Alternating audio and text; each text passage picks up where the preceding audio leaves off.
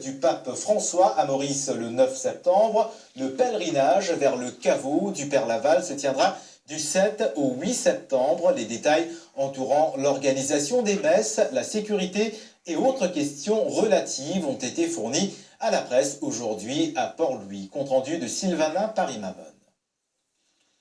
Lors de sa visite à Maurice, le pape François se rendra à l'église Sainte-Croix.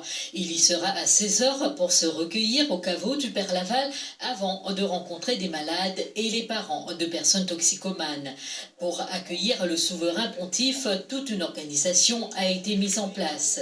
Exceptionnellement cette année-ci, à cause de la venue du pape, on a bougé la fête du pèlerinage Père Laval du 7 au 8, et non le 8, le 9. La nuit du pèlerinage débutera par une messe à 17 h 30 à l'intérieur de l'église de Sainte-Croix, suivie de la messe en plein air à 20 h. Il y aura une autre messe qui sera aussi célébrée en plein air à 22 h 30. Le caveau sera fermé à 1 h du matin.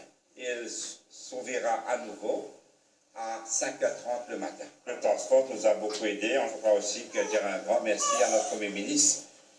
Le Premier ministre qui est venu lui-même, il a fait une visite sur place. Il a voulu que ce pèlerinage se passe vraiment dans la bonne entente et puis dans la paix.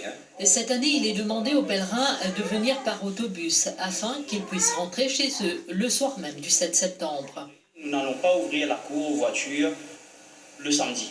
Il y aura un endroit pour déposer les personnes malades ou les visiteurs du caveau. On demande aux pèlerins de s'assurer d'avoir un transport pour rentrer chez eux parce qu'il n'y aura pas de dispositif, il n'y aura pas de monde là pour assurer leur pèlerinage toute la soirée. Le dimanche, on va les messes de 6 h, chaque 2 h jusqu'à 4 h.